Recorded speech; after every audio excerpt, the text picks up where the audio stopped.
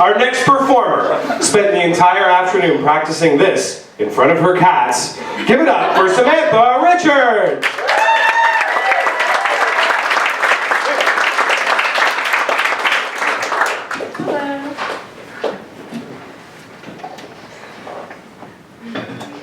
Hi. Hi. So you might not be able to tell just from looking at me, but I used to be God.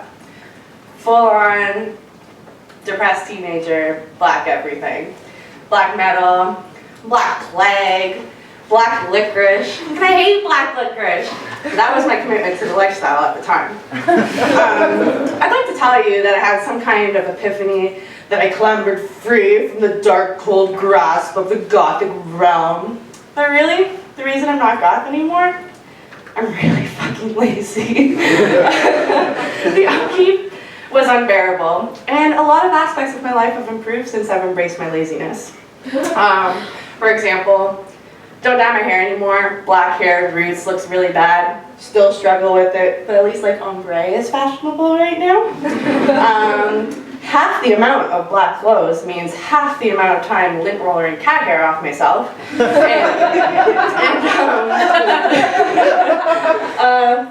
No crazy makeup routine in the morning. Extra 30 minutes of sleep. It's great. But these are like all aesthetic outside things. I'm still a little bit of goth on the inside. Like a little flaky pastry with black goo in the middle. I still am really depressed. I just talked to a doctor about it now. I still love metal music. I just listen to it at a more reasonable volume. And like, I still do ritualistic blood sacrifices during the full moon. I just chill out and watch Netflix afterwards. I just have like a way better attitude about it now. Like I'm sure like age, wisdom, and drugs helped, but it's really nice having a more positive outlook on like people and life and stuff like that. But one place I really struggle with that positive outlook though is the TTC. And I'm sure I'm not the only person who shares that general feeling.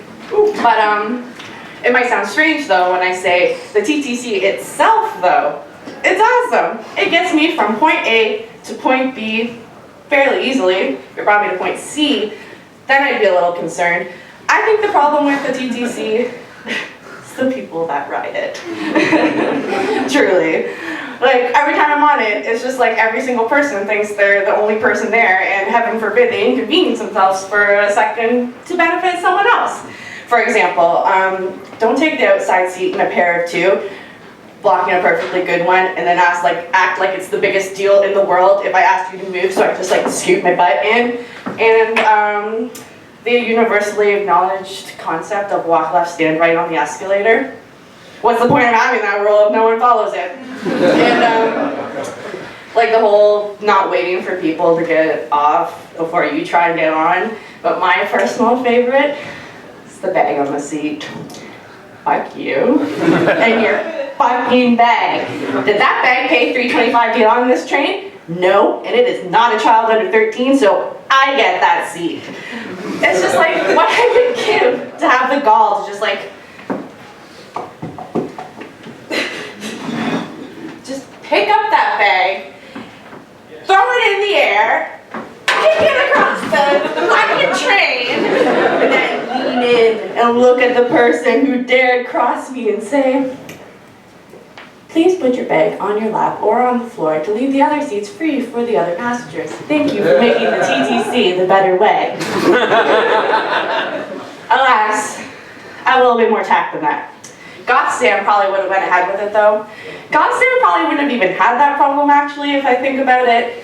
It's just like the people move. It's just like a Red Sea of partying scared commuters. But instead, we just have a weak white girl who's scared of confrontation. And frankly, given the clear idiocy of some of these people, I'd be afraid to talk to them. But it might be worth talking to them, because sometimes people say stupid things and it ends up being really funny. I'm like in complete and utter awe of the way people's brains work sometimes, and like how they just interpret things. And my favorite things though are like miscommunications. Like that one little word will completely change like the direction of a conversation. So I work at a university, I'm an office manager, and our office deals with the health and dental plan. I have a very specific spiel I give to the students that come in. And so I'm dealing with a young gentleman one day, and I ended it like, and you can have this card laminated free downstairs. He takes the card and he leaves, and I think everything's all fine and dandy. But then he came back. I take pride in my customer service skills, so I panicked for a second. I was like, did I give misinformation? Impossible! So he comes up to me and he's like, I thought you said there was free lemonade downstairs. Like, I didn't know whether to laugh or cry. Because, like, he was so thirsty. So thirsty that, like, he misheard me say lemonade, went and looked for the lemonade, came back when he couldn't find it to confirm where it was. I felt so bad and, like, apologized profusely. He laughed and left, but the guilt stayed. I did a horrible thing that day, an unintended thing. I teased a thirsty man with fake lemonade. And just so you guys know, this entire bit was just a reason for me to tell that story, because I've always thought it was very funny. Thank you.